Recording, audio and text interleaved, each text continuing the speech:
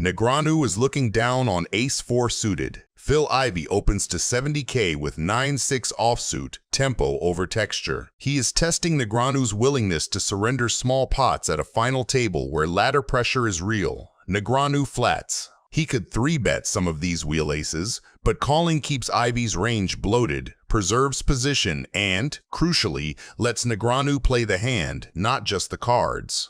Check from Negreanu invites the expected feeler. Ivey obliges for 60k, a sizing that says, "I'm betting range," rather than "I'm betting hand." Negreanu snaps the narrative back with a raise to 160k. That raise does two jobs at once. It tests the auto c-bet and plants the seed that he can absolutely have a queen from the pre-flop flatting range.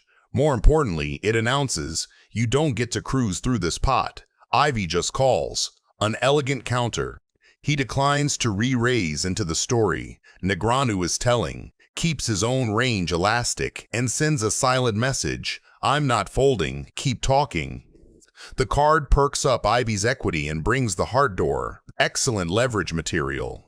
Negreanu checks after representing big strength on the flop. That slowdown is intentional. If you're holding a queen, you often trap here, and if you're light, you want Ivey to bet himself into a corner. Ivey fires 225k. This is a pressure bet more than a value bet. He's attacking the pause and using the new equity the turn gave him to justify heat. Negreanu's call is commitment to the role he chose on the flop. Strong hands call to spring the river. Weak hands with backbone call to keep the lie consistent. Either way, the call keeps Ivey in the cage. Backdoor hearts arrive. Negreanu checks once more, inviting the last chapter in the conversation. With the 9 of hearts in his hand, he blocks some flushes, which makes this river stab a high-quality bluff candidate, and the line he's chosen credibly represents a queen that never blinked or a hard hand that improved. You are in Negreanu's seat. All game long, both players showed bluffs. What is your move, call or fold, and why in one sentence? Best clear answer gets pinned. Look, I don't have that good a hand, but I don't know. I felt like he was going to try to make a goofy move, so I might pay him. Trying to say you have a queen, sir? When do you have, how do you, you're going to learn my trick, how to flop trips? I lost my screen. I don't know. Okay, I played good, kinda. Except you got there. Everybody limps to Negreanu's big blind, happy to take an almost family pot with the loose cannon. Buddy, he shows you nothing. He showed me a full house. And there goes Tony G. See ya. The flop comes rainbow, but both Negreanu and Hellmuth hit top pair. Wiggins and Daniel check. Lack attacks the standard range poke on this dry board, hoping no one has a queen. Hellmuth immediately bumps it to protect the queen and tax any potential draws, denying price to gutters. Wiggins gets out of the way. Phil lock. See ya. And tries to rep a bigger queen at Phil's, and it sets the tone that the big blind can still own boards that strike his defending range. Phil, with queen 9 in position, makes the call. He beats every bluff, ties some value, and thinks Daniel can be overprotecting a queen or leaning on fold equity. The turn pairs the board with the 2 of diamonds. That card massively reduces the number of value combos Daniel must fear. But more importantly, the pair deuce kills a lot of Phil's semi-bluff equity and makes it harder for Phil to credibly have a monster. Daniel fires 12,000. This bet is thin for value plus protection, denies free cards, and prevents Phil from realizing with hands that raised flop light. Phil calls again, which is consistent with his plan to bluff catch cap lines and keep Daniel honest on rivers. The river is the 7 of clubs, a relative brick that doesn't complete the major straight draws. Daniel checks. A queen. Me too. No kicker. Chop pot. Okay. I screwed that up. I should have moved in on the river. Damn it. God, I'm so unlucky, stupid, unreal. The deuce on the turn. Deuce on the turn saves your sick. ass. He's supposed to bet there. I'm gonna move it in. Who are these guys? Where do they come from? Sick. Daniel Negreanu is looking down on ace-9 offsuit. Negreanu clocks the dynamic immediately. Wiggins is the table's loose cannon, splashing around, loving post-flop control, and hating big, uncomfortable decisions. Negreanu's plan is simple. Lean on that psychology and the betting patterns it produces. Pre-flop, Negreanu opens to $1,600 with ace-9 offsuit, a hand that prints against wide callers and keeps his range uncapped. Lack and Tony G both flat, inviting the very scenario Negreanu wants. A multi-way pot where discipline and range construction matter more than raw cards. Wiggins completes from the big blind with King-Queen, already signaling he'd rather see streets than narrow ranges. Tony G checks. I'm gonna bet 5,000. Wiggins does what loose cannons do, fires $5,000 to protect and find out where he is. Negreanu only calls. That flat does three things at once. It keeps Lack in a dominated, second-best world. If he sticks around, it conceals bluffs and value under the same hood, and it sets a trap for the sizing tells Wiggins tends to give on later streets. Lack gets out of the way, and we go heads up. The turn is the 5 of clubs. I respect you as equal as I respect Doyle, man. But you're not slacking up on me at all. You really gonna make sure that, you know what I'm saying, you making sure I wear my stripes on this table. That's right. Yeah, you know what I mean? A total brick for the main draws. Watch the bet sizing. Wiggins downgrades to a $2,500 blocker. That's the cap Negreanu was waiting for. Into 17,400. A tiny stab screams one pair pot control, not a hand eager to face heat. Negreanu raises to $12,500. You beat me in the pot right there. So, He's leveraging position, fold equity, and his ace blocker. He makes it harder for the loose cannon to have the very hands that could comfortably 3-bet. The call, not a re-raise, confirms the cap. The river pairs the jack with the jack of hearts, killing some 2-pair combos and leaving most draws bricked. Wiggins checks, and Negreanu goes for the throat with $35,000. oh man, you really try to pull the trigger there, didn't you, man? Caught the jack, didn't you? Caught the jack. You had it the whole time, didn't you? No comment. Too late, you already nodded your head yes. I Say fold. what? I fold. You nodded your head yes, real quick. Or what? Kid. Too fast for me. Phil Ivey is looking down on ace-5 suited. Faraz opens to $50,000 with Jack-10 offsuit. From late position, this raise represents a wide, linear range that includes suited connectors, broadways, pairs. Ivey calls with ace-5 suited. The call keeps his range uncapped and deceptive. Were you good at math in school? I don't think that was math. I don't know what you even call that. I think it's called edge sorting. This paired low board is excellent for the caller in Ivey's seat and uncomfortable for 2 overcard ranges. Faraz continuation bets $80,000. That bet leverages his pre-flop initiative and targets autofolds from unimproved overcards. Ivey calls. He continues with several classes.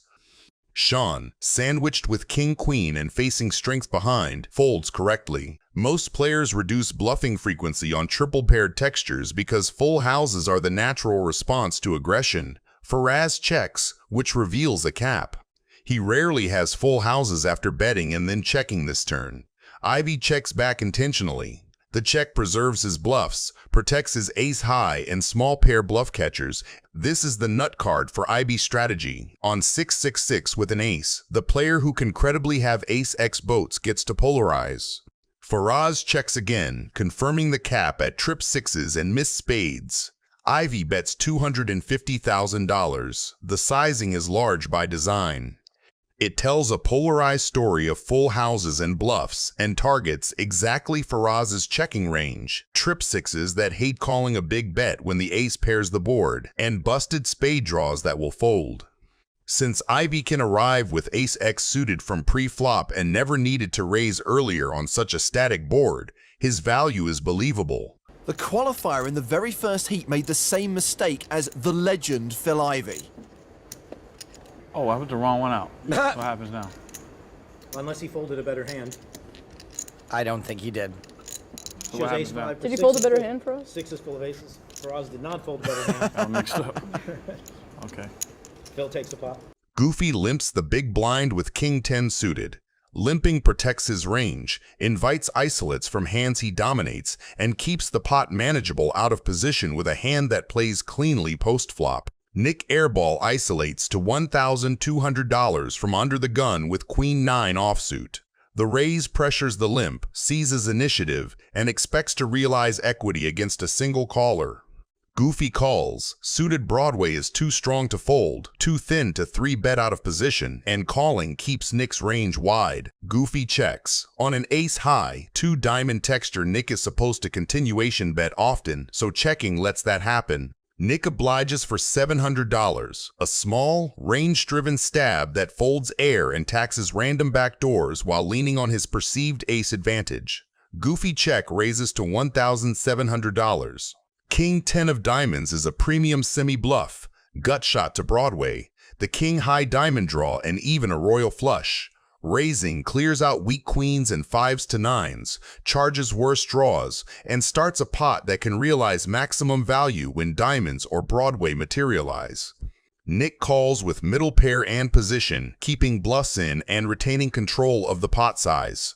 Bang! The 3rd diamond lands and Goofy upgrades from a draw to the nuts. With his story perfectly coherent after the flop raise, he leads $2,000. Leading now Prince, worse diamonds pay, stubborn Queen X pays, and some Ace X talk themselves into continuing because the Jack is a counterfeit scare rather than a clean killer in their minds. Goofy goes for a small, irresistible value bet of $3,500. After check raise, lead, and a blank river, this size targets exactly what Nick shows up with most often. Makes the call.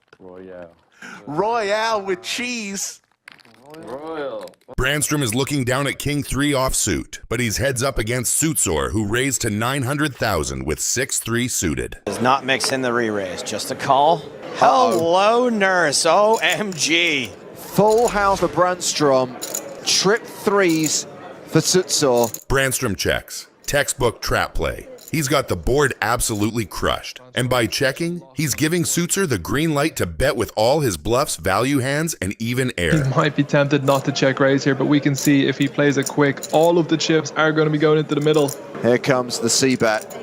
700,000 into 2.2 million. A standard continuation bet. But in reality, he's walking straight into quicksand. With trip 3s, he's betting for value and protection, expecting to get called by weak kings, pocket pairs, or even some ace-high floats. From Brandstrom's perspective, this is perfect. His check has worked. You can only play this slow, right? You've just got so much of this, and it's so unlikely that your opponent does. What can you do? Oh, come on. Jeez. The turn comes 6 of diamonds, and Brandstrom checks again. It's a brilliant move because it keeps the door wide open for Suitsor to keep betting. Does Brandstrom want to now start getting all the chips in on the turn? Suitsor fires 1.7 million. This bet makes perfect sense from his perspective, and Brandstrom has checked twice, showing no aggression. Gotta just call again and go for value on the river, and you are gonna get it. The 10 of hearts lands on the river. And once again, Brandstrom checks. He's played this hand perfectly so far. By checking here, he's saying,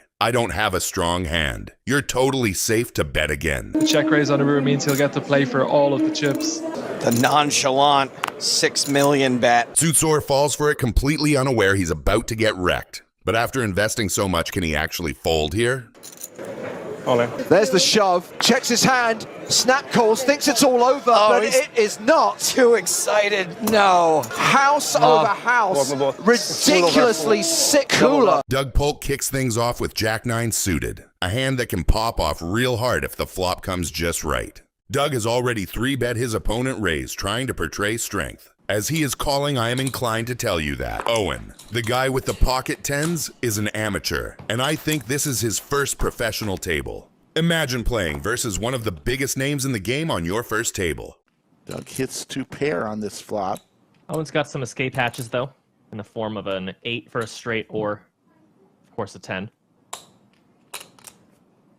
After the flop delivers a 2-pair for Doug Polk, I am starting to worry about our friend Owen here. He is indeed holding a good pair and has an open-ended straight flush draw. But Doug is currently holding the nuts and is looking to apply pressure with another $4,000 bet. Our amateur has a big decision to make, so he naturally takes his time, but ends up calling. I bet he is feeling the straight on the river. How much do you have behind here? It's like 23, 43, 50? 50? Oh my goodness. Nice turn card for Owen. Not only does he have the straight, he's got straight flush redraw. With the straight on the turn, Owen now takes 35 seconds to decide that he wants to bet more than half the pot for $10,000. But don't worry, I have sped it up for you. Owen goes for a 2/3 pot bet. Sets up a nice-sized river shove should he get called. After the amateur bet, Doug's call was almost like a snap call compared to how long they're taking to decide this game. Doug's not going to go anywhere. 2-pair just yet. And there's the straight flush. Wow. All in. Owen does go all in. Really brutal. But if Owen taking so long to decide wasn't enough, Doug Polk contemplated the laws of the universe for 1.5 minutes before making his decision. But once again, I have sped up to his decision. Let's check it out. Queen X of diamonds. I have so many hearts, though. Doug is just trying to think of hands that he beats. I don't like this one bit. I don't like this one bit. Yeah, maybe Owen has King Queen of diamonds exactly. Daniel Negreanu is looking down on Queen 10 offsuit. Let's do something fun. Let's just do that. You have position, you can't fold. His late position open sits squarely in a linear cutoff range. Scott defends the big blind with ace-9 offsuit, a textbook continue that dominates Negreanu and realizes well closing the action. Tony G move one time. Little dark fire. Because Negreanu bets in the dark, his $2,200 flop stab isn't tailored to the texture that appears. On this board, the big blinds defend has more one-pair coverage while the opener keeps the higher overpairs and sets, though those are a thin slice. By only calling, he keeps Negreanu's bluffs alive, protects his check range, and avoids isolating himself against better jacks and sets. I don't want to see it. Another 9. What is it? Tell me. It's the 9 of spades. Yes! Okay. A paired top card massively benefits the blind's defend, which contains far more 9x. Negreanu's second bet in the dark, for $5,600, is now functionally capped and almost never a 9. Yeah, see, that was stupid. Oh, brother. Kind of stupid of me to do that. I want to see the river. Show me a rabbit hunt. Daniel folds. Okay. Phew. No, I didn't. Aha! I'm going to straddle. Punish him. First one. Come on, punish me. With the straddle on, both limpers show weakness. Daniel picks up 7-4 suited and bumps it to $3,200. That raise isn't hand strength motivated. It's a squeeze that punishes wide limp ranges and buys position and initiative heads up. Aha! It worked. Sweet. Plan came together. Position, big pot. They already sucked in for 800. Cannot fold. Why are you telling me? I don't know. Why not? You're there. What, do you got other things going on? Yeah. Sorry, did I bother you while you were busy? Pardon me. Okay. What do you want to do now? Raise pot. Do that. Do that. Let's get it on. Scott Seaver re-raises to a polarized, exploitative 3-bet that attacks straddle squeezes. His value range here is the usual ace through 10s, balanced by junky, high-card disconnected bluffs that block nothing but play well as one-and-done pressure. One of us is going to go all in this hand. Eventually, on the turn, something funky's going to happen. Could be me, but I got reload money, so whatever. Doyle Brunson escapes. Daniel's call keeps Seaver's air in, retains position, and realizes the equity of a hand that flops, draws, and low pairs surprisingly often. Seaver's check protects his checking range and avoids getting raised off equity by hard draws. Daniel checks behind. His 4 is a classic bluff catcher, too good to bluff, too weak to value, and he's thrilled to bank a free card in position. This is a range shift card. It spikes Seaver's value range far more than Daniel's. At the same time, hearts miss and Daniel retains many floats that would attack when checked to. Seaver checks again, keeping bluffs alive and inducing. Daniel obliges for $12,000 credible from hands like ace-queen, queen-jack of hearts, or a delayed stab with ace-high plus heart blocker. But 7-4 suited doesn't hold useful blockers, so the bluff's equity and denial are limited. I guess I could have checked. Might have been better for me if I checked. Because if I checked, you couldn't have raised me. It's so weird when he does that. We're gonna have to check out. Daniel folds. Daniel Negreanu is looking down on 8-6 suited. Calacanis opens to $1,200 with pocket 7s. That raise is standard from middle position. It folds out trash and plays well post-flop. Negreanu flats with 8-6 of diamonds. He is not calling to hit a pair. He is buying position, playability, and high equity boards. This texture massively improves the caller's range relative to the raiser. The pre-flop opener still has all the overpairs, but the callers capture the lion's share of the strong draws and 2-pair straight candidates. Negreanu's exact hand is near perfect. He leads $2,500 into 2 opponents, a small but purposeful stab that pressures ace-high and pocket 8s through 10s, while charging draws that he blocks and dominates. Got a little some of that. This card flips equity on its head. Kalecani spikes a set, but Negreanu's straight also arrives. Importantly, the new straight is very available from the caller's range. Any 6 often peels the flop, so Kalekanis's set is strong but not invulnerable. Negreanu bets $7,000. That sizing accomplishes 2 things.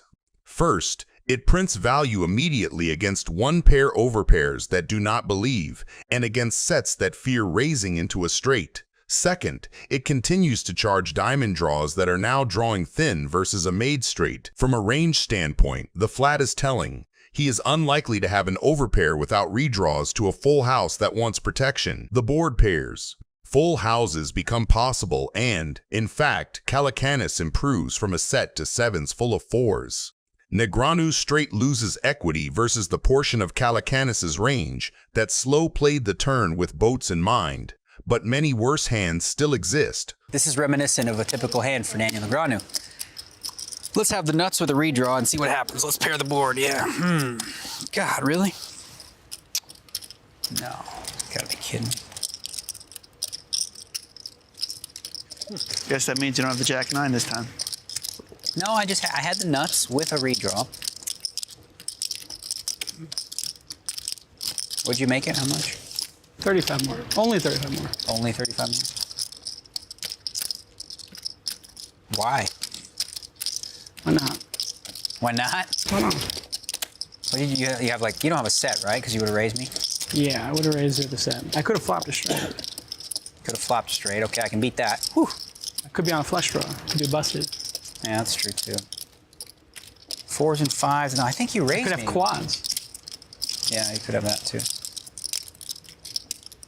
Could have aces and just be overplaying them. I was gonna fold for sure, and now I'm thinking about calling you. So you're doing a good job. If that's what you want. Now I'm gonna be quiet and pretend that's not what I want. Tip the dealer $1,000. I will show it to you. You have to split it with the other dealer. Oh, guarantee.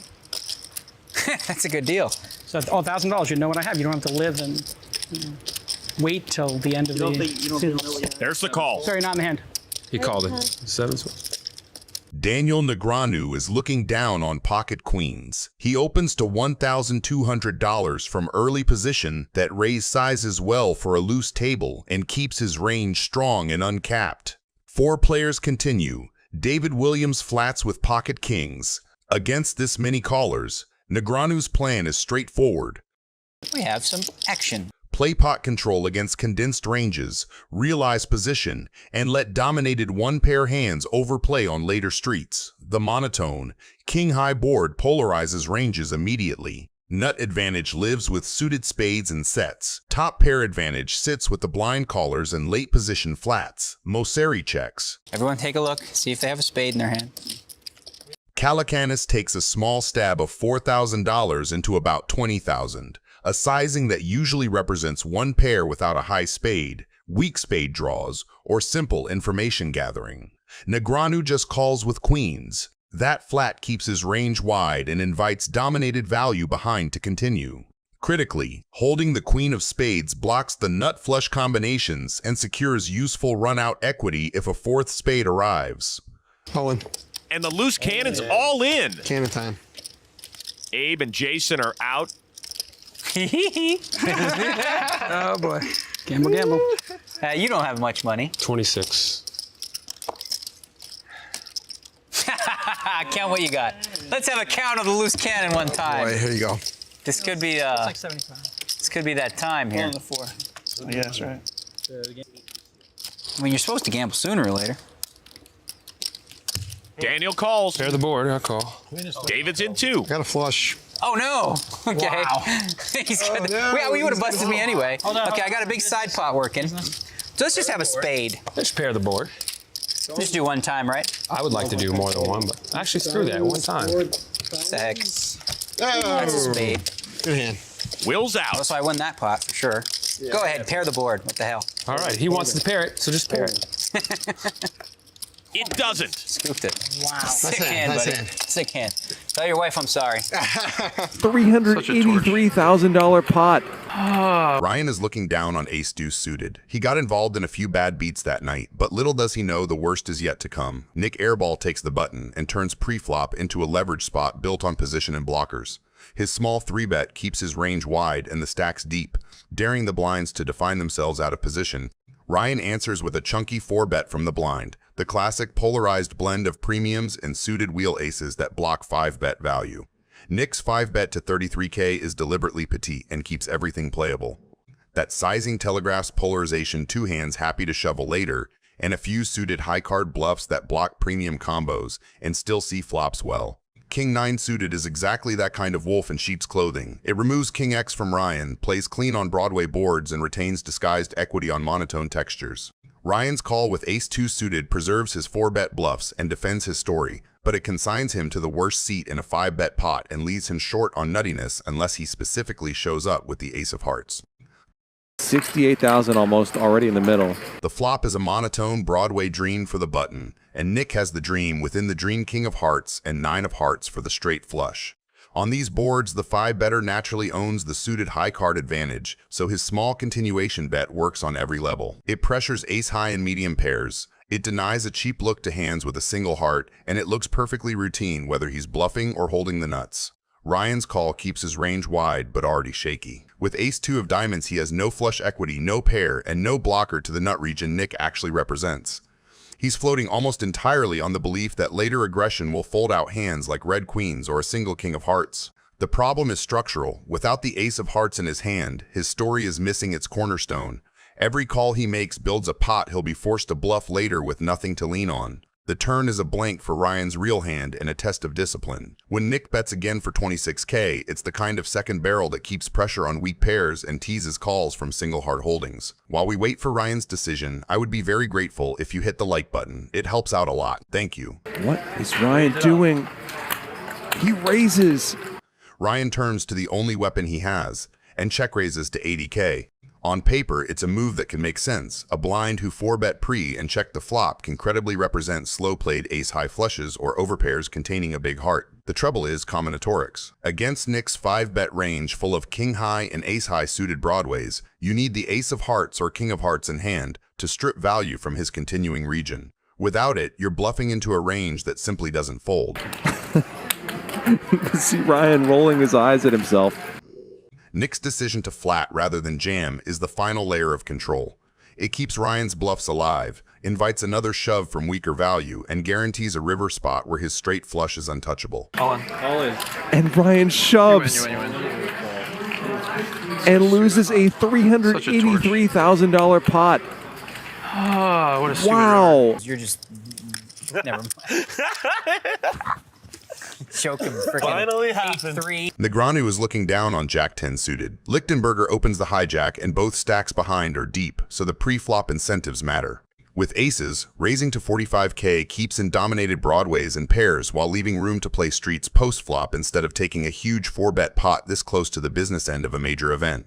Negreanu flats the cutoff with Jack 10 suited. Against a competent hijack opener and a sticky big blind, that hand prints by realizing equity rather than trying to 3-bet. If he 3-bets, he invites a 4-bet from value, folds out the weaker stuff he dominates, and risks playing a bloated pot with a hand that prefers multi-way, position, and disguised equity. D bleeds into 2 players. With top pair and a backdoor club, he denies overcards a free look and sets the price on a texture that can change quickly. Lichtenberger just calls with aces. That's deliberate, raising polarizes him on a wet board and risks pushing out Negreanu's dominated continues. With the ace of clubs, he blocks the nut flush, so he doesn't fear as many bad turns and can keep ranges wide. Negreanu's call with Jack 10 is standard. He has the clean open-ender to the nuts, excellent position, and 2 opponents who will pay him off if he hits.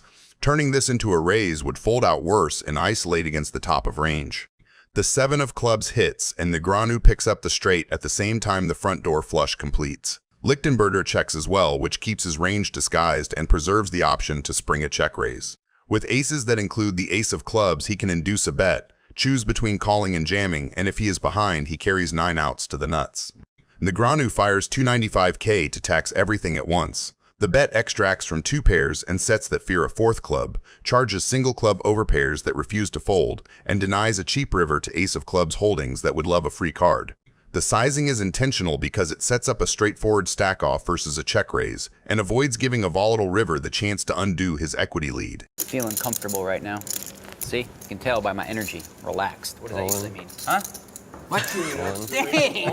As soon as I start yapping, he goes in. Oh, man. Imagine that you are so good with the mind games that you can induce an all-in shove with just some yapping. Tough decision. I'm gonna need a minute. While we wait for Negreanu to make his decision, please give this video a like. Thank you. Because you check the turn. I guess you do that with the ace-high flush, right? Well, you have to have it. I don't think I can fold, though. Nice hand, bro. This part here was inaudible, but you can clearly see that he is saying deuce of hearts a few times. Called the deuce of hearts. Were you hearing me saying deuce of hearts? Negreanu is looking down on ace-jack offsuit. He opens to 400 and Torelli flats with pocket 5s, a perfect depth and position call that set minds while keeping Negreanu's weaker aces and broadways in. Pocket 5s thrive in exactly this configuration. Stacks are deep enough to realize implied odds, position is secured on the razor, and there are aggressive players behind who may overcall and sweeten the price. Turning 5s into a 3-bet would narrow Negreanu to a tough, high card range and invite a 4-bet that forces the pair into a guessy spot or a fold. The flop comes Queen 5-2 with 2 clubs and the initiative shifts. Negreanu has range advantage and fires 1,150, a small c-bet that folds out the air and taxes hands like ace-x without a club while still keeping dominated queens in. Over half pot into 4 opponents, this bet should come free with a drink at the bar because it is a little nuts. Torelli springs the value raise to 2,500 with middle set. It builds the pot, protects against club and straight runouts, and forces Negreanu to define his hand.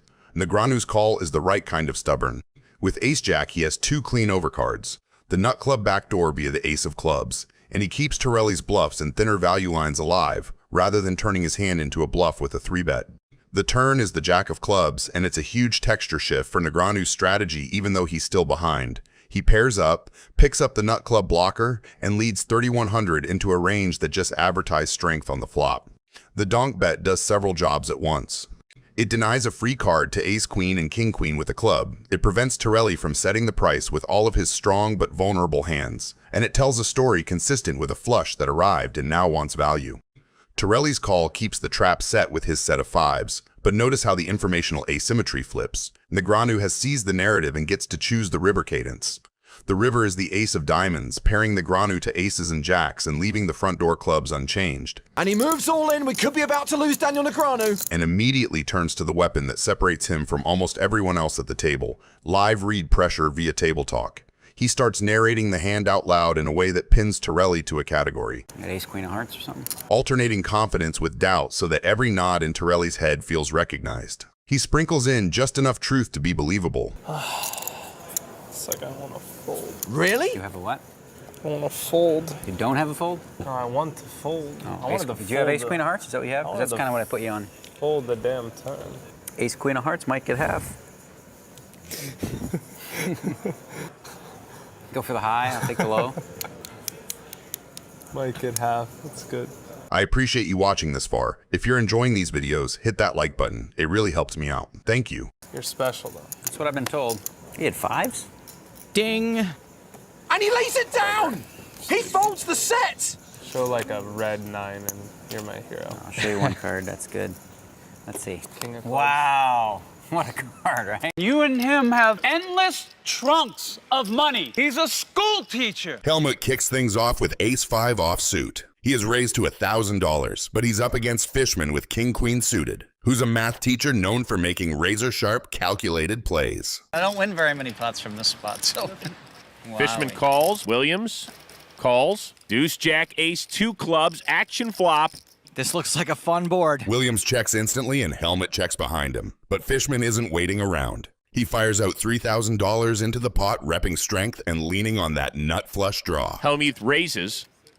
This is a pretty easy call with a flush draw, gut shot, and 2 big cards. And there it is by Fishman. The turn brings the 5 of hearts, and Helmut quickly bets $15,000, now holding 2 pair and looking to extract value. His pairs are still no good, but PH could be doing this with worse flush draws, and he's got enough behind for decent implied odds. Fishman is behind, but still has plenty of outs to improve, and this decision should not be a tough one for a math whiz like him. Add it all up, and Fishman makes the call. He's looking for a club or a 10. The river, there's the 10 completing the straight. Fishman tries to keep a stone-cold face as he watches the river give him the nuts. Action on Hellmuth. 23,600. His bet is an attempt to build the pot, but Fishman with the nuts is going to try to include some serious acting. 23,600 into a $45,000 pot. This is pretty dirty. Fishman's reverse pedaling the nuts. Helmut with 2 pair doesn't know he's walking into a trap. Fishman with the nuts is going to try to include some serious acting, waiting for him to commit more chips. I'm not gonna let you do this to me again, Phil. I can't let you do this to me again.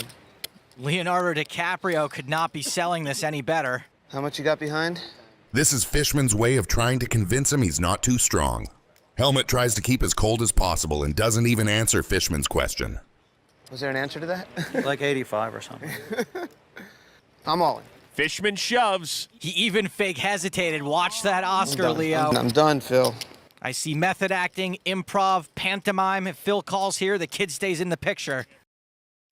Ha ha ha ha. This acting is so terrible that it makes you wonder if it's not a double bluff. Helmut is going to blow up after he sees what Fishman is holding.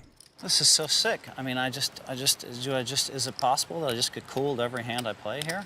You got king, queen of clubs? I mean, I guess so. Phil's put him on his exact hand. God, all that talking leads me to believe, wow. Now, that might be real. I'd certainly be shaking either way. All right, I call. Hellmuth calls and sees king, queen of clubs. Bingo! Can I even play in this game? I mean, what the they find, I mean, what the That was a great read, by the way. You had him. Yeah, you're a real, the guy hits a miracle 10 on me, and what, you want to just step He's on a me? school teacher, and you and him have endless trunks of money. Endless trunks of money. He's a school teacher. For God's sakes, man. Screaming will do you a lot of good. Phil Hellmuth is looking down on 9-7 offsuit. He limps, which caps his range and invites someone to attack the dead money. Minieri obliges with an isolation raise using a suited king, a great candidate because it has blockers, plays well post-flop, and pushes the button on everyone who limped. Locke and Martinez come along, which pulls the SPR up and widens continuing ranges. I get unstuck. I get off the tilt juice. Hard to get off that tilt teat. Hellmuth overcalls rather than 3-betting, a choice that keeps the pot manageable, preserves positional leverage against the razor, and allows weaker holdings to realize without facing a big pre-flop decision. This texture is excellent for the pre-flop aggressor. As the only player who routinely shows up with strong King X after raising, Minieri can c-bet profitably. The small sizing pressures ace-high, punishes underpairs, and denies equity to random backdoors while risking little against slow-played traps. Helmuth check calls instead of raising.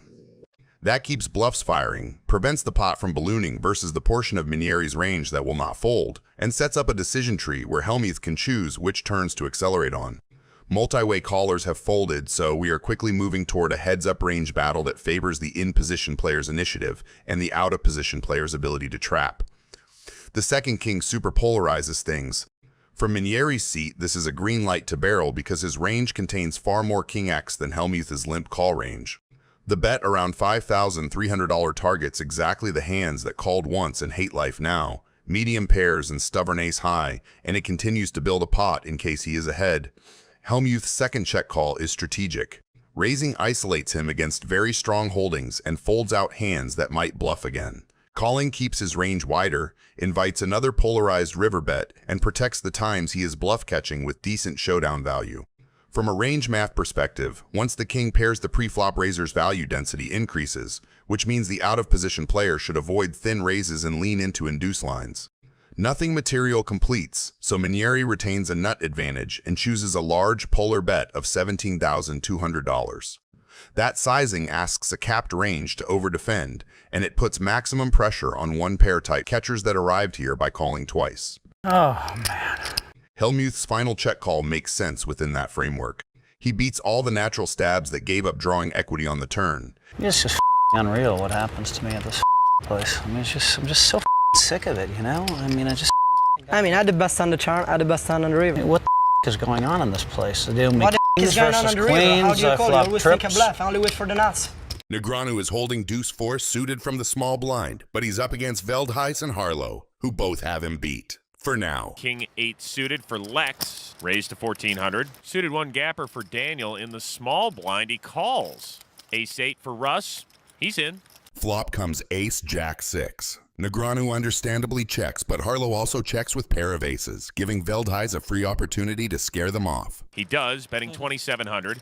Lex's bet could easily just be a C-bet, which it is, and Russ checks, so he looks pretty weak. Daniel should definitely be folding here. I have no idea why he's counting his chips. It's hard to imagine a scenario where chasing this draw is worth it. He raises to 7,200. Harlow is in a good spot here with 95% chance to win. Best hand. But he folds. That's a ridiculous fold. Russ just doesn't have enough time or chips to fold there. Why call pre-flop if you're going to fold top pair? This is why you must attack first on the flop, especially with pair of aces. This could easily be a bluff, but Veldhuis has to think carefully, because even though he's got 80% equity, a king high is not something you usually call with on this flop against Negreanu. Lex calls. A stone float. The turn would have given Russ trips. Negreanu checks it over, clearly not feeling confident about his 4-2 offsuit. He's looking to see if Veldhuis will take a stab at this pot, but he also checks behind. The river, the 9 of hearts. Both these guys were up to the same thing, checking the turn so they can fire a bet on the river without it having to be too big. There's that Veldhuisian stare. Negreanu looks like he will try to represent the flush on the river. If he doesn't bet high enough, he might get raised by Veldhuis. He bets 9,000. This is a pretty good bet from Daniel. 9,000 makes it seem like he wants to get called. Looks like Lex might have to reconsider his float plans. Lex could very well fold this or follow through on the float maybe, but I don't see him calling. He does call. King higher? That's good. Nice call. Jeez. What the hell was that? That is just a sick, sick call. Tony G is looking down at ace 8 offsuit, but he's facing arguably the best in the world, Daniel Negreanu, who's holding jack 9 offsuit. Tony calls. I'm going to raise you. Nothing crazy, just 2 more. To 2,800. I'm committed. Tony calls. Committed to the river. He's committed. The flop comes queen 10 deuce rainbow. The check from Tony indicates he's not as comfortable committing to the pot as he was pre-flop, so Daniel will now be looking to apply pressure. He bets $3,500, which doesn't really give Tony a read, so I don't see how he could fold here. Tony calls. He's committed. Well, he qualified. He's got hot with ace high. The turn, 5 of clubs. The turn changes nothing, and Tony checks again. I think Daniel has no choice but to keep attacking here. Bet 7,500. If Tony thinks his ace high may be good, he's right. He doesn't seem to be going for the fold like Negreanu wants him to. He calls. He's qualified. Daniel is acting confident, but if the river doesn't deliver him the straight, he might be in big trouble since Tony is first to act. The river, the 6 of clubs. Tony checks. I think Tony was planning on betting the river but got scared of the flush. Another brick for Daniel. Here comes the third barrel. 11,000. Daniel's really hoping that Tony hasn't qualified. Tony still looks like he doesn't want to fold, but folding or raising are the only options here. There's no way he just calls. Qualified with a deuce or a 10? Ace high. I thought for sure it was a deuce. I think Daniel's done a pretty good job of making this look like a value bet. Easy money. There's so much in there. Take it. Tony calls. What if I'm on the show betting, I can't possibly have a pair. Ace is good. I have jack 9. Tony G, man. Tom Dwan is looking down on pocket 7s, but he's up against Doug Polk, who's raised to $3,000 with 5-4 suited. 99% of players would just fold with Doug Polk's cards here, but at a cash game of these stakes, the players are mostly playing the players, not the cards. It's a semi-bluff. He's hoping he can steal the pot uncontested. Woo, 14. Tom Dwan raises more than 2 times to pot. This is a classic squeeze spot, punishing Doug Polk's wide cutoff open by denying him the cheap positional advantage and forcing him to commit big if he wants to dance. Doug Polk definitely knows he's a big underdog against a small blind 3-bet range. The call here is less about hand strength and more about trying to outplay Tom Dwan post-flop, using position to create fold equity. Doug Polk opening the suited connector in the cutoff. Tom Dwan puts in the 3-bet from the small blind and flops middle sets. 31,000 in the middle. In 3-bet pots, the pre-flop aggressor usually controls the story, and this board gives Tom all the credibility in the world. Doug's range has a lot of air here, so Tom can lean into that advantage and apply maximum pressure, knowing position alone won't save Doug if the bets start piling up. Doug Polk is going to float. I don't know why, but I thought Warren just said all in for a second. I was like, whoa. Needs running cards to make a hand. The 6 of hearts on the turn gives Doug Polk an open-ended straight draw, and knowing his maniac style of playing, it could cost him a lot of money. Could win on the river with an 8 or a 3. Tilt software and let's get this shit going. This should be, yeah. Another half pot bet. 115. And Doug's going to raise. By inflating the pot here, Doug Polk is putting maximum pressure on Dwan's range and setting up the possibility to shove the river whether he hits or not. I call. Interesting. Battling. Tom Dwan knows Doug loves bluffing, so he checks to trap him. 420. What are we doing? You win. I know I win, probably. Uh-oh. Daniel Negreanu is looking down on Queen 3 offsuit. He opens to $4,000 after folds. I like this. That raise comes from a range that includes most suited queens and bluffs that keep him wide versus 2 sticky callers. Kenny's flat call is very playable if he expects the opener to fire too often and the blinds to continue light. Solomon closes the action. This paired low board heavily favors the pre-flop raisers C-bet strategy. Negreanu owns the overpairs and all the hands that can bet small. Kenny's check call range is condensed, ace high, mid pairs, and some slow-played overpairs. Negreanu's bet is the modern range-wide stab. It denies equity from 2 overcards and keeps his value and bluff buckets indistinguishable. Kenny calls, which already caps him away from many check-raise value hands. Texture changes a little. 7-6 and 6-3 improve to straights, and Solomon's backdoor 8x would have picked up top pair, but he's gone.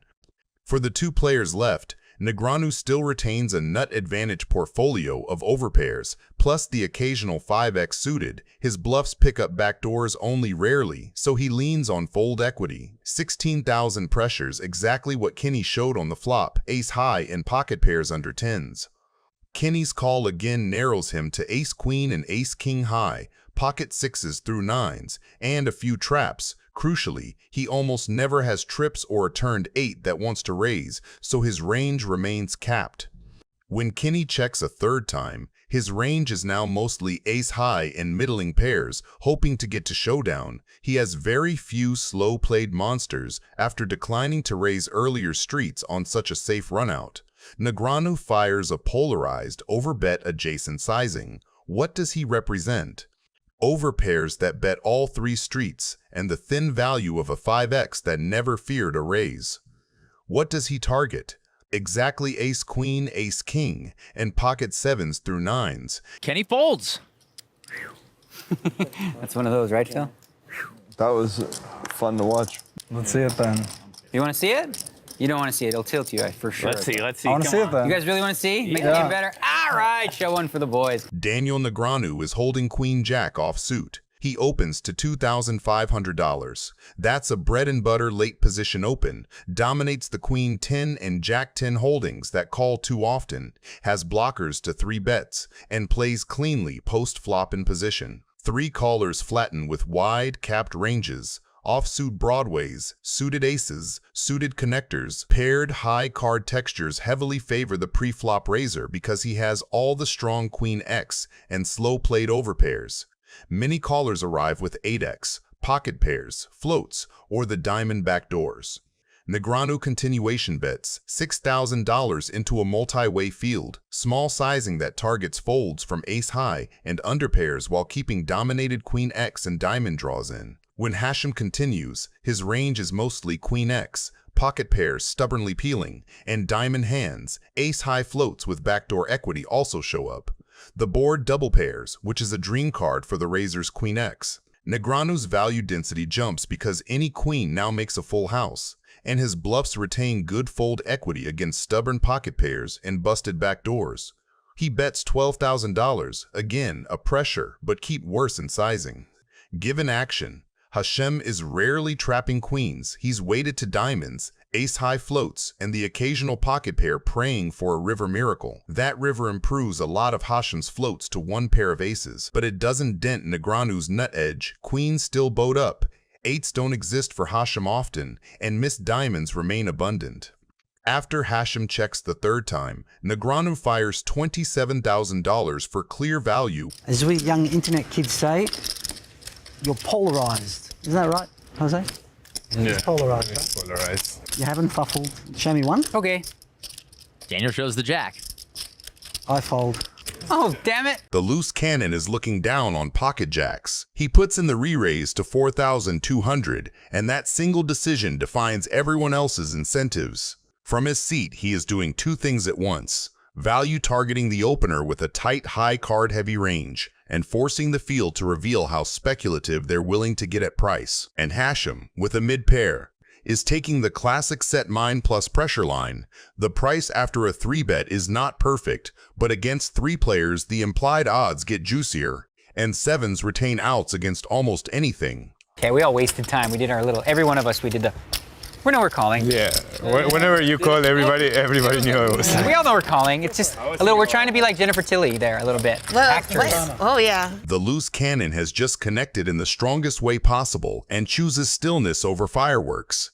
He does not need protection on this texture, and in a 4-handed pot, any bet from the pre-flop aggressor looks so credible that it will vacuum the air out of the room. By checking, he invites stories to bloom from worse hands and gives the field a chance to stab into a board they should attack. The turn brings the 4 of hearts, barely nudging ranges, and the checks roll to Hashem. Now he fires 12,000, smart, targeted pressure. He is keying on the universal fear of trips, punishing capped checkbacks, and leveraging position to buy folds from ace highs and small pairs that hate life facing 2 streets.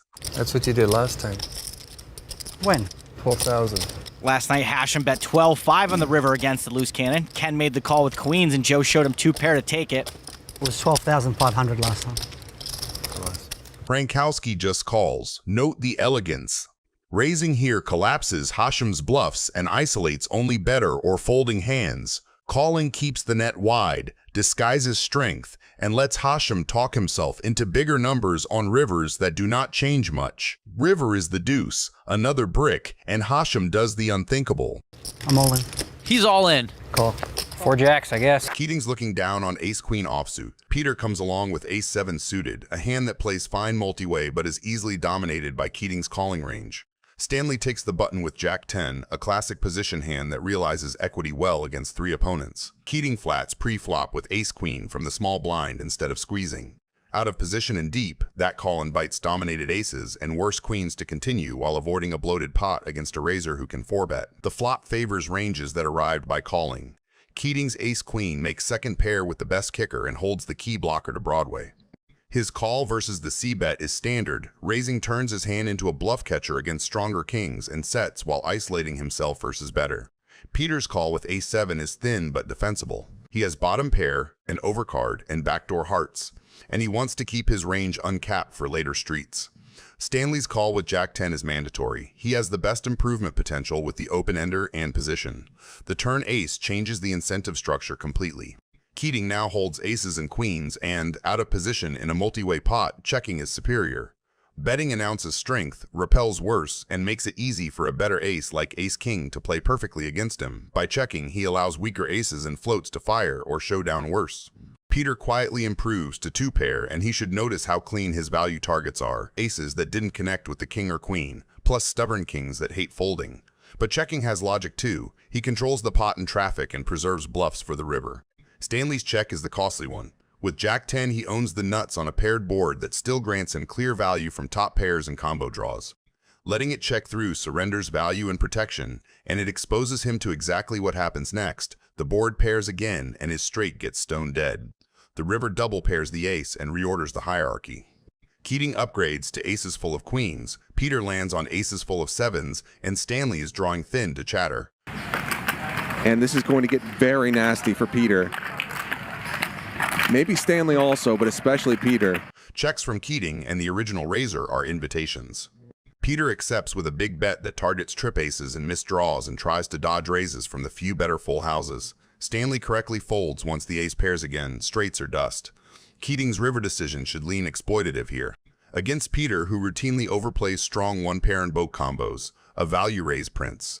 Keating's hand is under-repped, he blocks the most common equal boat with the queen. Peter's turn check makes ace-king less likely, and Texas Mike is capped after check-check. Did he just call? He just called. Not having no internet kids coming here and being tight ass. All right, and you're gonna play every We're gonna hand. get that across right away. I got it across and that was right. You're gonna play every hand here. You don't come here and play tight, okay? Okay. Come on internet you play like in 1 second. And when you come here now, you come to my game and you're wasting my time. Amanda, bring a tricycle.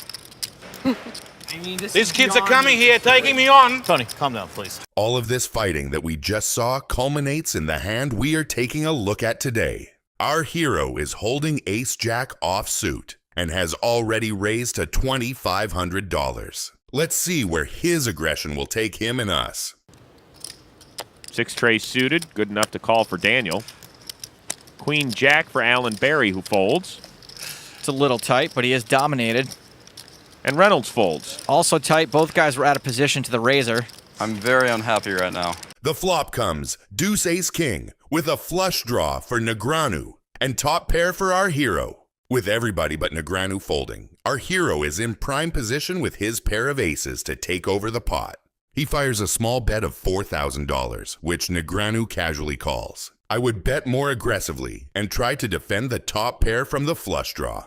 The turn, the 10 of diamonds, Roble picks up a straight draw. Daniel misses.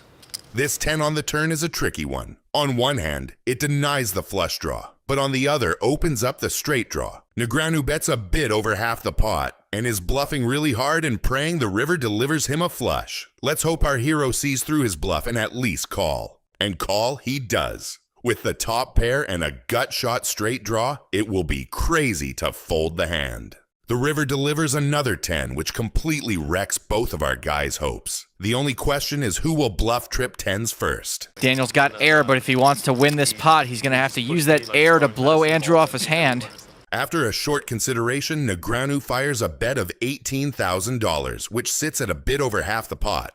And that bet will trigger a huge blow-up from Tony G, who is not even in the hand. Negreanu's bet is big from the perspective of our hero, so he takes his sweet time to consider his next action, which is usually completely reasonable on a cash game table, but not when Tony G is in the picture. I'm gonna walk out. If these guys are gonna come here, waste my time, I'm gonna walk out of the game. It's a joke. Canal is thinking 20 minutes every hand he's playing. Nit. Here comes floorman Tom Keene, who's received more airtime than Hoyt Corkins, who went broke in 8 hands in the big game. All right, Andrew, we're going to go through the same thing. You play online, it's like quick. 2 seconds, bang, bang, they're pressing buttons. They come here, they freeze up. With the countdown already ticking, all the pressure in the world was on our hero and his pair of aces. Let me know in the comments what is the best hand that you regret folding. He folds. What?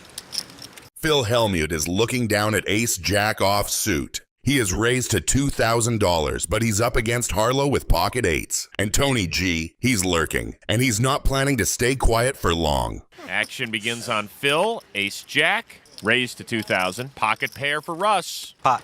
Raises to 7,200. Harlow is the loose cannon in this game, which means he's an amateur who's been given $100,000 to play against 5 pros. Whatever he makes over $100,000, he gets to keep. Meanwhile, Tony G folded, but this is not the last time we see and hear of him this hand. How much more do you have? Helmut is fishing for information, trying to get a read on the delivery driver. Every second Harlow spends fumbling with his chips gives Phil little clues about how strong he really feels. Phil calls and gives him the WWE stare down. Hellmuth off the top rope. The flop, 10-6 deuce, 3 clubs. Hellmuth checks the nut flush draw. Harlow's ahead for now, but Phil's sitting there with 2 overcards, a nut flush draw, and about 27 different ways to ruin this man's whole poker career. If Harlow fires a bet here, things could get messy fast, because Hellmuth is definitely not folding this one soon. But Harlow decides to check it back to him. The turn gives Russ a set. Hellmuth, chips in hand, leads out to 5,500. Gotta take a chance sometime. I'm supposed to think you're weak, right? Because you're talking? I won't bet more than 9,000 on the river if you call. I'm all in. Russ Harlow, all in. Helmut throws out a little feeler bet, just trying to stir the pot. But Harlow responds by setting the whole kitchen on fire. This is actually an incredible read from the delivery driver against arguably the best poker player of all time. Now Phil's got to decide if that nut flush draw is enough to pull him out of the flames, or if he's about to get roasted. He thinks for about 5 minutes and Tony G is starting to lose his patience. So you potted it before the flop. It's ridiculous. What's ridiculous? I mean, just make a decision, you know? Like, there's other people in the game, too. You're a professional player playing against a loose cannon. I mean... Now I'm trying to make a decision for 43,000. Can you just shut the up? Call You're a floorman. professional player? Call floorman. You're insulting everyone. I mean, we're here, we want to play, too. He's completely out of line here. So I think he's completely out of line because he's been taking forever to make a decision. Against an amateur player coming in here as the best player in the world, taking 15 minutes to make a decision. I haven't taken 15 minutes. You want to bet on that? Well, you will. You're that's so why out of I'm line. talking about You know, it. your etiquette's horrible. Stay out of this. Gentlemen, Stay out. Let's hear your ruling. We're going to put you on the clock right now. You got a minute and 10 seconds. That's your ruling? Right. I hope you're proud of yourself, Tony. Story checks out. Phil folds. And those are tears of joy. Daniel Negreanu is holding ace-10 suited. Pre-flop is all ego and leverage. Tony G opens small Houston flats, and Negreanu snaps on the squeeze to 7K. Well, if at first you don't succeed, you make it 7,000. Perfect against two wide ranges. Tony G knows Houston's call is weak money and fires back to 24K with pocket eights. Classic isolation and dare 4-bet. Negreanu takes the button, keeps Tony's bluffs in, and controls the pot. That flat says, I'll outplay you post-flop. Keep the range wide. Flop comes rainbow, Negreanu's dream in a 4-bet pot. Top pair, ace kicker, clean texture. I'm all in. Tony shoves. Who cares? I guess you have kings now? I'm committed again. No, I know you are. Okay, you can show me one if you want. Even if you gave me $1 million, I wouldn't show you. $1 million? Oh boy, Tony G. I guess I should. You're a nice guy. You do good things with your money, right? I do. You do? All right, I'll give you some more, I guess. All right. Daniel calls. You have kings or something? No, one time. No. Jack of clubs on the turn. Oh my God, did that make him more outs? Yeah. I just realized. Oh God, I was like, oh Jack, that's a good card. The river. The king of hearts. It's a scary one. Daniel Negreanu is looking down on 10-9 suited. Who lost the last one? Me, that'd be me. Steaming. Boom. This hand sits in the suited connector bucket that plays well. Versus a 3-bet, it has equity versus broadways, realizes well in position, and can call profitably against most small blind ranges. Such a good spot. Oh, him and his spots again. Except you have to act first. Oh, yeah. Veldhouse re-raises to $7,000 from the small blind. That sizing represents a fairly standard linear small blind 3-bet, strong aces, broadways, and some pocket pairs. When Negreanu calls, his range keeps most suited connectors, suited broadways, medium pairs, and a few slow plays. Importantly, he retains position and stack to pot depth for post-flop maneuvering. Texture advantage is mixed. The small blind has all over pairs and more ace-10 offsuit. The caller has more 4s and 10x suited. Veldhouse continuation bets 11,500 with ace-queen of diamonds. I love the 6-spot speech. That was the best part of this hand. It's fun. 11. Huh? That's a good level, huh? It was good. 6-spot. Boom, raise, da-da-da. That bet targets folds from unpaired high cards and protects overpairs, while keeping bluffs like 2 overcards with backdoors. Negreanu's call with top pair and excellent runout potential keeps his range uncapped. From Veldhouse's seat, once called, Negreanu's range condenses around 4s, 10s, pocket pairs like jacks through 7s, and sticky backdoors. This is a pivotal card because trips remain the nuts and gives Negreanu a valuable backdoor flush draw. Check makes sense for both. Veldhouse's ace-queen has little fold equity versus 4s and 10s and hates getting check raised. Negreanu's check protects his flop call range, keeps bluffs in, and realizes 2 clean ways to improve, clubs and 9. Negreanu improves to 2 pair, 10s and 9s, while Veldhuis remains with ace high. From a range view, the river shifts blocker dynamics. Negreanu's line contains more 9x, while Veldhuis remains with ace high. I'm all in. So you're saying I made a good check on the turn? Is that what you're claiming? Such level. I mean, you know more about my game than anyone, so is that enough to make the difference for me? I would have felt better if I just bet the turn, you raised, and then I called. That would have been more fun. Fire it on the river. Are you hoping that I'm going to play good here? I'm so confused. Daniel calls, and for a change, sees some good news at Showdown. Trickett kicks things off with 6-5 of spades. This is an extremely speculative hand that aggressive players like Trickett love. Trickett has already raised $200,000, and our villain is considering his options. That's 3. 335, 35.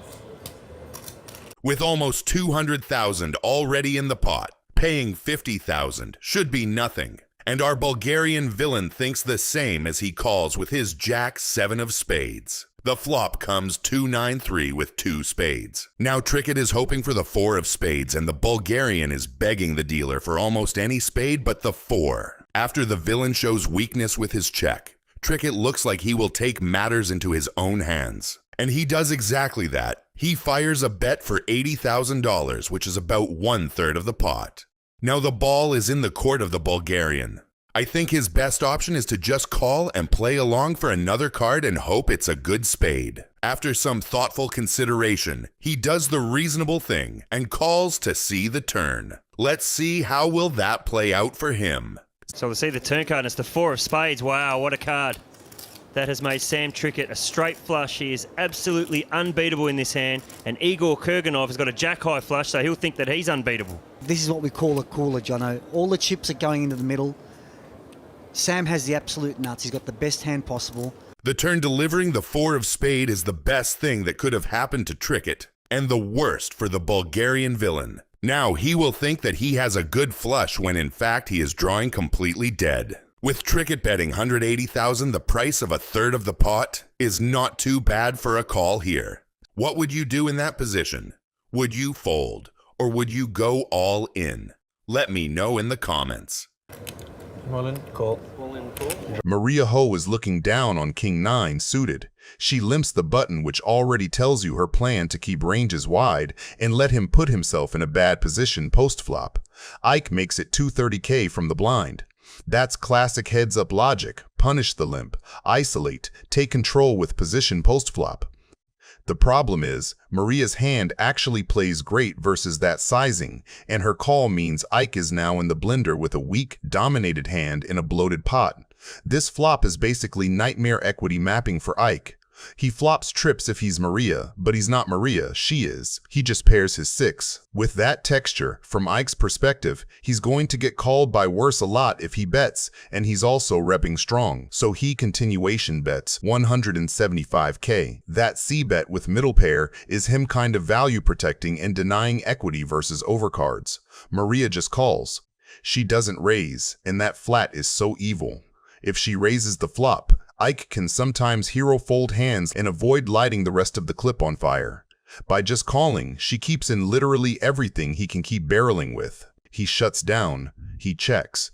That check is him saying, okay, maybe I don't need to blast with just a 6 here. Let's control. Maria bets 310K into that check. That sizing is nasty because it forces Ike to start making real decisions with a bluff catcher, and it continues the story that she could just be stabbing after he gave up on the king. From Ike's point of view, her line still looks super wide. She can absolutely be floating with air and now trying to win it. So Ike calls. The river pairs the 6. That is the cruel part. Ike goes from, I have 2 pair, I'm bluff catching, to wait, I've got a full house now, 6 is full of 9s. I actually beat random bluffs and counterfeited 9s that didn't improve. His hand upgrades in his mind. He checks, planning to catch, and Maria just rips it in. And she shoves on Ike. I want to make a really big fold here. I think you have it. 5 seconds.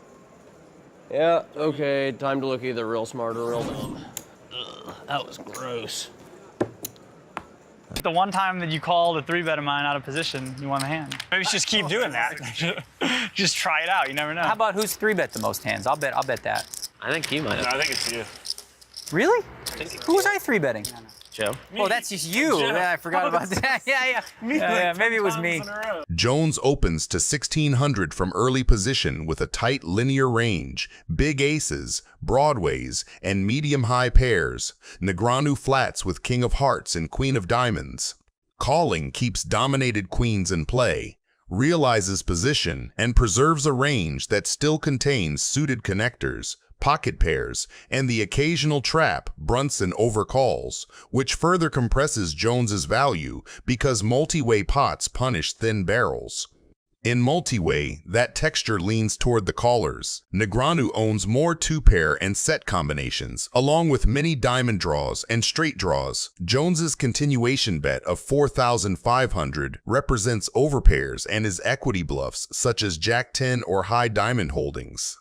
Negreanu check call with king-queen is deliberate. It keeps his range uncapped. He can still have value from sets and 2-pair while also containing strong draws. The turn is the 4 of spades, a true brick. Pairs do not change. Straights brick and a slight spade draw occurs in the mind of our players. When Jones fires $12,500, he's polarizing into overpairs and ace-queen for value and a healthy set of bricked diamonds and gut shots for bluffs. Negreanu calls again because king-queen sits high in his range and carries ideal blocker properties. The queen reduces combinations of ace-queen, and the king reduces king-queen. The river is the 2 of spades, another brick that fails to complete for our guys but puts the danger of a flush for both of them. Jones decides to represent it and places the 3rd barrel for $20,500, telling the big hand or nothing story. From a range lens, that story is understuffed with value on this runout. Sets and 2-pair were already threatened by draws and often size up earlier. Many overpairs slow down on such a wet board once called twice. Meanwhile, the bluff bucket is overflowing. Negreanu, whose exact holding is a textbook bluff catcher. It blocks top pair value, does not block spades, and sits near the top of his call range after declining to raise earlier streets. I don't like the way I played this hand, to be honest with you. 22-5?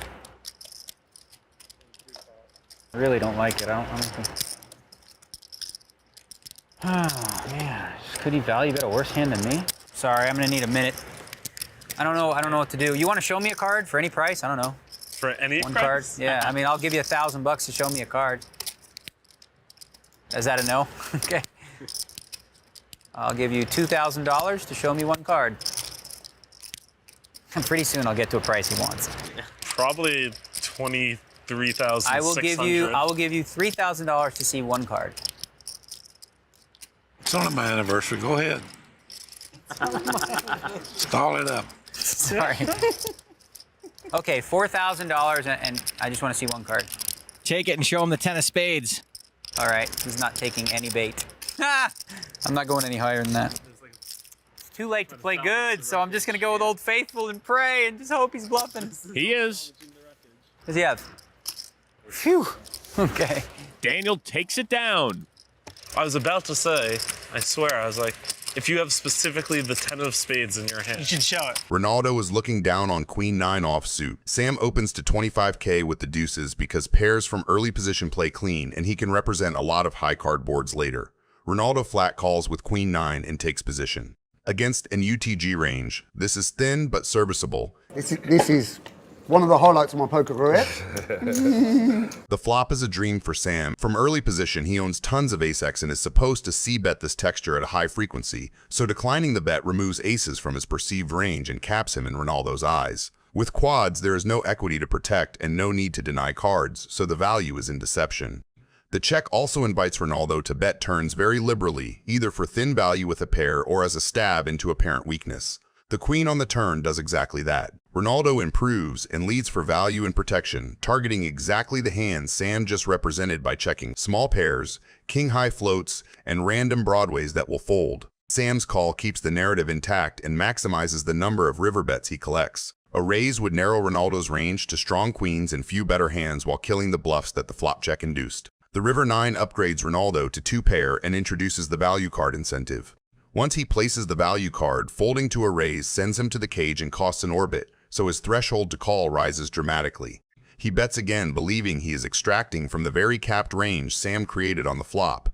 Ace highs that peeled turn, worse queens, and curious 1-pair hands that will pay. From a technical standpoint, his combo blocks some of Sam's potential 2-pair calls like Ace-Queen and Ace-9, which should make him more cautious against a raise, but the show format pushes him in the opposite direction. Come join me, Sam. Pretty cozy over here. Sam chooses a raise that looks bluff-capable.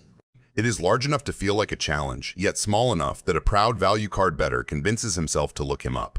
The sizing also mirrors a common live bluff pattern, raise smaller than pot, as if trying to buy it rather than extract. Because Sam checked the flop and only called the turn, his range appears light on full houses and heavy on missed floats. In a normal game, that perception might get him some folds from 2-pair, but here the rule skews the decision. Call.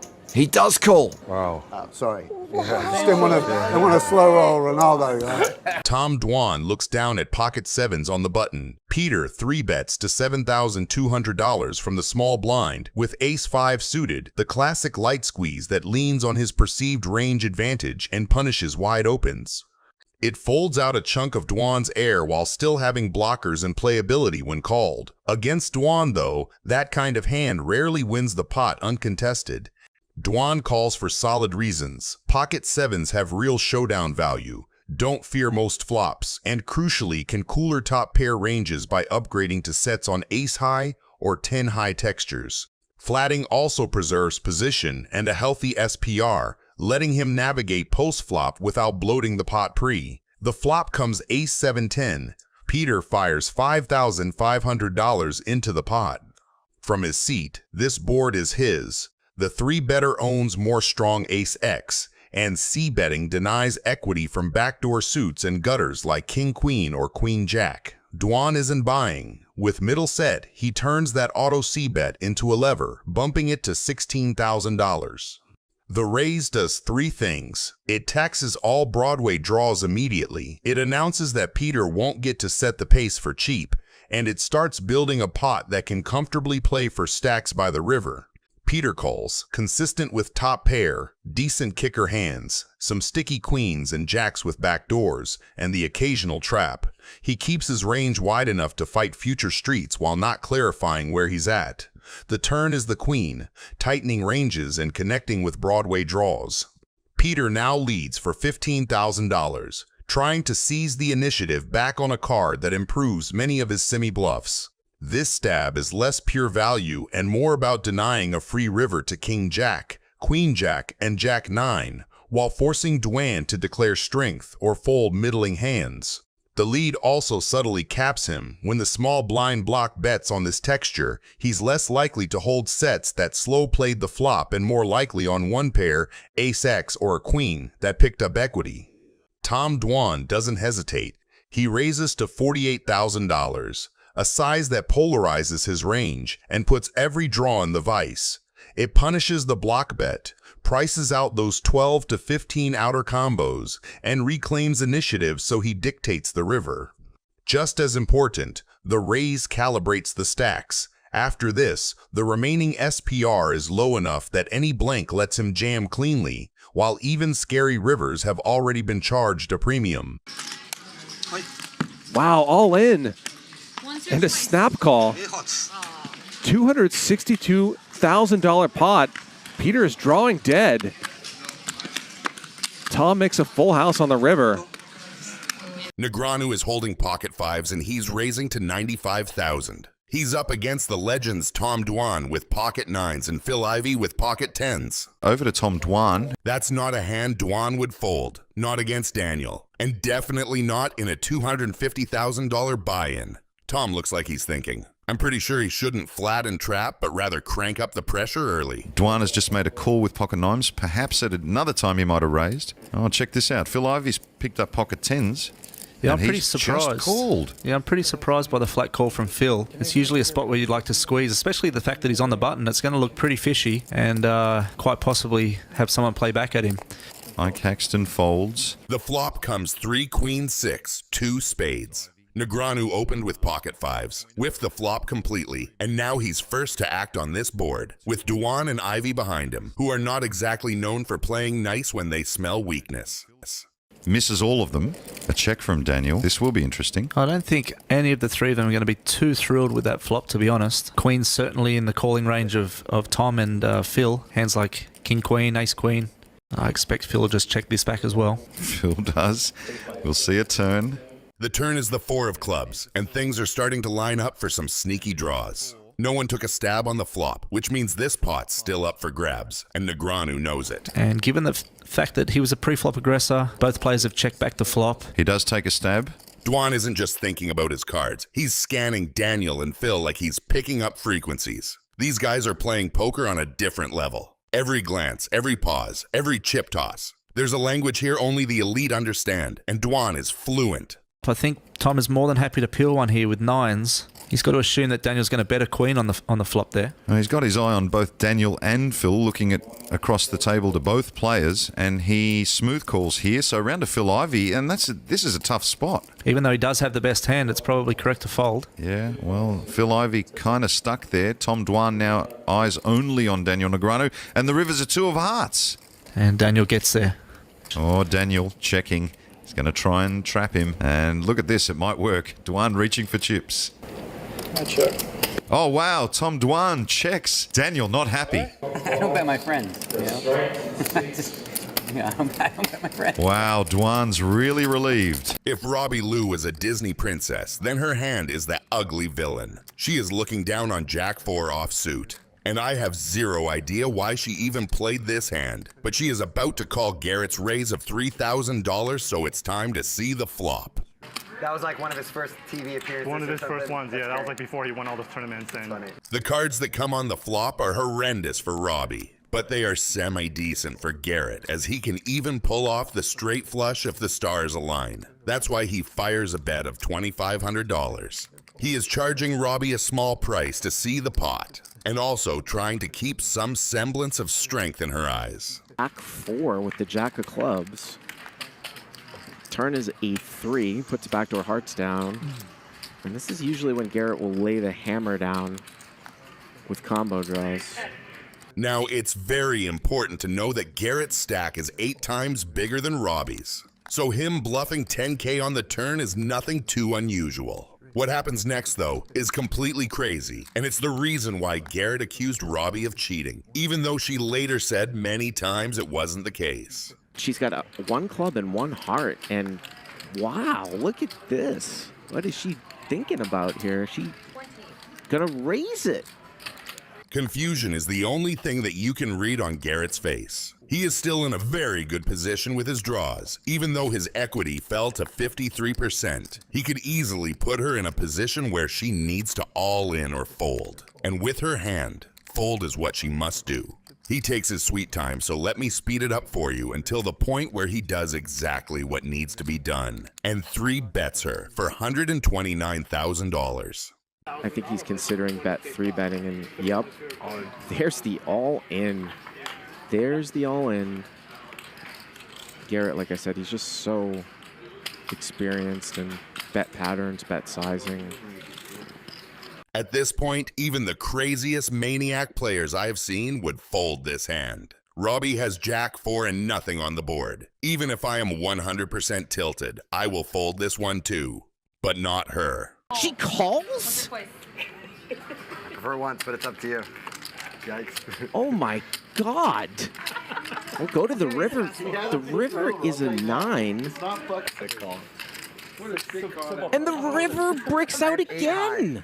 Oh my God. Oh my God. Sashimi opens up with pocket aces. She is staring deep in the eyes of her friend Brittany and has raised to the modest $110. Thank you, Geraldine. I appreciate that. I'm like trying to figure it out. Like, what is going on there? Anybody. I didn't want to play it. Get out of here. Get out of my Somebody squeeze, please. We almost get a family pot like in the Jennifer Tilly game that you should check out in the description after finishing this video. 7. Brittany doesn't get the 7 she wished for, but the flop delivers a 10 for Jamie, just enough to look like she is winning in her eyes. so Sashimi can squeeze her with the aces.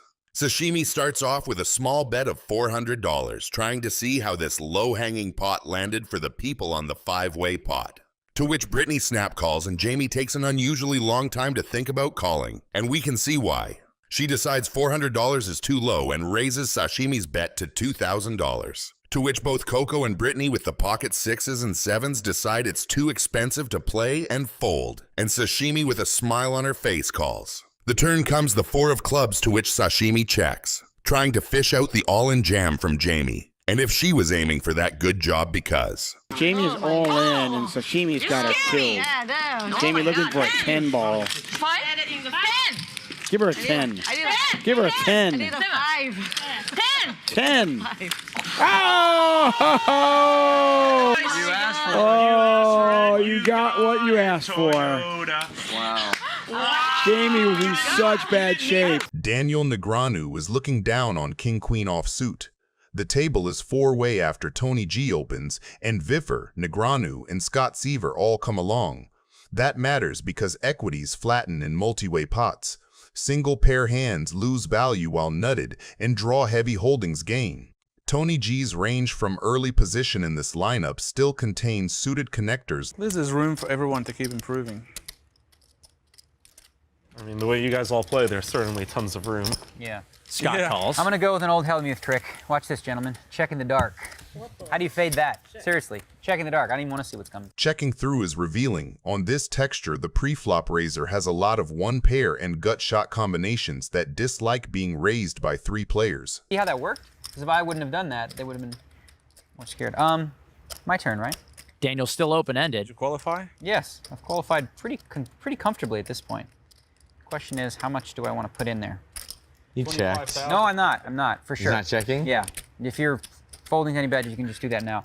I'm going to put in... The turn is the 7 of spades, a huge card for Tony G's side of the range, and a bad one for capped checkbacks.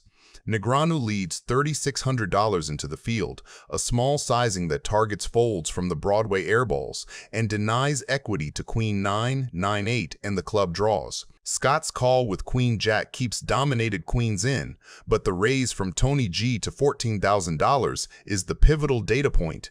After a street of passivity, that raise is heavily weighted to value. If I win the pot, I'll give you your money back. Negreanu's call with King-Queen looks ambitious only if you ignore blocker logic. He removes the queen that completes Tony G's higher straight and retains outs to the ace or 9 to make his own. Scott correctly recognizes he's in kicker jail and releases. Wow, that was a big sweat. Took a long time. That speech really got him. He made a big laydown just now. The river is the 9 of diamonds. Range-wise, it's a dagger for Tony G. His made straight from the turn remains a straight, but Negreanu's King-Queen now upgrades to the higher straight. When Negreanu fires $35,000, the story is polarized between exactly that high straight and bluffs that bricked clubs or random Queen X that tried to push Tony G off a one-pair hand. Are you also offering my 4,800 back if you... Tony calls and Daniel wins a $100,000 pot. I had the nuts on the turn. Wow, well done. Canet opens the button to $120,000 with pocket aces, a standard linear raise that wants calls from dominated aces and broadways. Haxton defends the big blind, getting a great price. That defend thrives versus late position opens. It flops backdoor straights, occasional 2-pair, and the Jack of clubs is a premium blocker that unlocks strong semi-bluff lines on club boards. Effective stacks are deep enough that Haxton's plan is realize equity first, attack later. Wow, what a flop. Top set for Canet, royal flush draw for Ike. On the flop, Canet smashes top set and nut club density, c-bets tiny, keeping his whole range intact and denying equity from random hands. With 1 club and no made hand yet, Haxton's raise would isolate himself against nut clubs and boats. Calling is superior. He realizes equity with his jack-high club while keeping every worse club and many red card bluffs from Canet inside the pot. The turn is the 7 of clubs, and Haxton arrives with the flush. Checking is mandatory. His range needs check calls to protect earlier passivity, and it invites bets from one club hands and overpairs without a club. Top set without a club hates facing a check raise, and his turn checking range is heavy on exactly what Haxton targets. The river pairs the queen, double pairing the board with ace and queen. That card is far better for Cannett than for Haxton. It promotes ace-queen and pocket queens to boats, and leaves many single club hands stuck as one pair. Haxton leads 450,000 into roughly 590,000, avoiding torching value versus boats. Cannett responds by shoving for Haxton's effective stack, polarizing to full houses or an extremely rare bluff. Given the turn check, his credible bluffs are thin. A jack-high flush is strong in a vacuum, but not against this line and texture. You win. Let's go. Show me the bluff. It'll be a lot of fun. Don't do it. Daniel Negreanu is looking down on pocket queens. He opens to $1,200 from early position that raise sizes well for a loose table and keeps his range strong and uncapped. 4 players continue. David Williams flats with pocket kings. Against this many callers, Negreanu's plan is straightforward.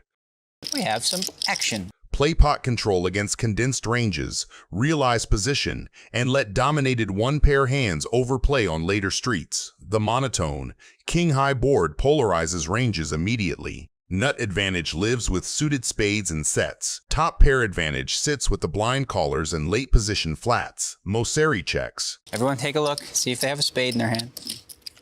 Calacanis takes a small stab of $4,000 into about $20,000, a sizing that usually represents one pair without a high spade, weak spade draws, or simple information gathering. Negreanu just calls with queens. That flat keeps his range wide and invites dominated value behind to continue. Critically, holding the queen of spades blocks the nut flush combinations and secures useful run-out equity if a 4th spade arrives. Owen. And the loose cannon's all in. Cannon time. Abe and Jason are out. Oh, boy. Gamble, gamble. You don't have much money. 26. Count what you got. Let's have a count of the loose cannon one time. Boy, here you go. This could be Like 75. this could be that time here. On the 4. I guess, right? I mean, you're supposed to gamble sooner or later. Daniel calls. Pair the board, I call. David's in 2. Got a flush. Oh no! Okay. Wow. He's gonna, no, well, you would have busted me anyway. Hold on. Okay, I got a big side pot working. So let's just have a spade. Just pair the board. Just do one time, right? I would like to do more than one, but actually screw that. One time. What the heck? That's a spade. Good hand. Will's out. Oh, so I won that pot for sure. Go ahead, pair the board. What the hell? All right, he wants to pair it, so just pair it. It doesn't. Scooped it. Wow. Sick hand, buddy. Sick hand. Tell your wife I'm sorry. Vanessa is looking down on ace-jack offsuit. Pre-flop is a quiet trap that Vanessa sets on purpose. Antonio opens the button light, which Vanessa flat calls from the small blind and Shaq completes. By not 3-betting, Vanessa keeps both dominated aces and splashy suited connectors in. Multiway, in position on Antonio and with Shock behind. Ace-Jack plays beautifully. She wants exactly this kind of pot. That's top pair, top kicker for Vanessa on a very wet texture. Instead of checking to the razor and risking a free card or a check-through 3-way, she leads $165K. It's a protection lead that charges every draw and worse jack. Shaq's hand is the textbook, raise the donk, candidate, pair plus clubs plus straight equity. He bumps it to $400K, telling a story of strength while leaning on fold equity plus a ton of ways to improve. Vanessa just calls. No reason to blow up the pot against a range that includes bluffs and dominated value. And if she 3-bets, she mostly isolates the strongest stuff or gets shoved on by draws with tons of equity. Flat keeps the leash tight. Turn pairs the board. That card quietly helps Vanessa more than Shock. Sets are less likely now. Her jack stays very live, and a bunch of Shaq's pair-based value gets neutered. He still has all the draws, though. All in. And Shaq shoves! I call. Vanessa calls! It's a 10! That was not supposed to happen. Vanessa is looking down on pocket aces. That's me and you. I got to raise it 1,200. When have I ever been called predictable? I have many things. So if you re-raise, then you build the pot so big, and then you're going to get bluffed out in a big pot. Tony G thinks he's going to outplay Vanessa post-flop with position and a junk-suited looking hand. Keep the pots low. I bet 2,000. Yeah. That's fair, you know. I think it's better betting in a dark. A dark raise, that's hard and commitment. The flop is the dream board for Tony. He smashes bottom 2 pair versus most opponents. This is where he starts fast playing, trying to punish overpairs and top pair by ballooning the pot immediately. He leads 2K, to which Vanessa instantly raises to 5K. From her point of view, this looks super standard. She has overpair, she doesn't block spades, there are straight and flush combos Tony G can show up with, and she wants to deny equity. You ready? From Tony's point of view, that raise is exactly what he was hoping to induce. He doesn't just call, he makes it 20K. You ready? If you win the hand, you keep me quiet. Don't believe you. That bluff I'll call. That size is Tony basically telling a story of, I'm not scared of you, I have a real hand. The problem he doesn't realize is Vanessa loves that story. When she flats the 20K instead of jamming, she's saying, I have you in jail and I'm letting you keep betting. With aces, she caps nothing, and Tony can't narrow her the way he thinks he can. Turn is where everything flips and Tony doesn't feel it yet. So Tony keeps value betting for 10K. You could shut me right up. How? Well, by being all in and winning the pot. Punch in the face. Can I just push a button? Thinking he can still get called by worse and charge flush draws. But in reality, he's now drawing almost dead against boats and nutty slow plays, and Vanessa has him in a spot where calling is mandatory and raising is unnecessary. Full house versus full house is where bankrolls go bankrupt because nobody folds boats to one bet emotionally. Now you got to show some guts. Can you bet this, or you're going to make a really weak check now on the end? Go on, Vanessa, you can do it. All in. Call. Ace is full. Wow, very nice. That's the best. Very nice. You got screwed? I got a full house too on the end. Wow. And a flush draw. See, that shut me up. Well done, Vanessa. Vanessa doubles through. I got lucky, obviously. Not really. I mean, it's... We took turns getting lucky. I got lucky to get the aces, you got lucky on the flop, I got lucky on the turn. I haven't won one hand when I've been good. So. Sarah is looking down on ace-deuce offsuit. I'm gonna call. She limps the button with her hand being super under-repped, super annoying to play against, because it's technically garbage, but it blocks top pair, and it can still make nutty stuff. Me and Mrs. Finland right now, heads up. I believe it's Ms. Miss, I'm sorry, Miss Finland. All right, let's see a flop.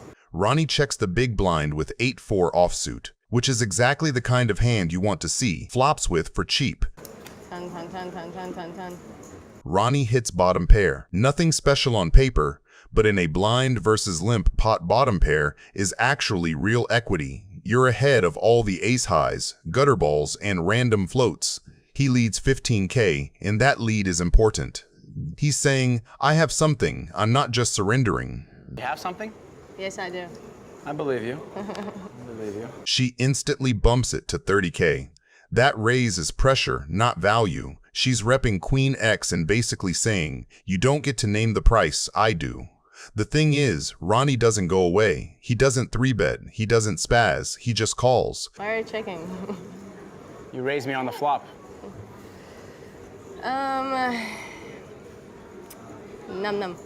Ronnie just improved from, I kind of have a hand, to, I actually have a monster for this line. Trips in a limped pot is huge because again, she's never putting him on 8-4. Ronnie checks, which is smart. He wants Sarah to keep telling her queen story. She obliges by firing 55K.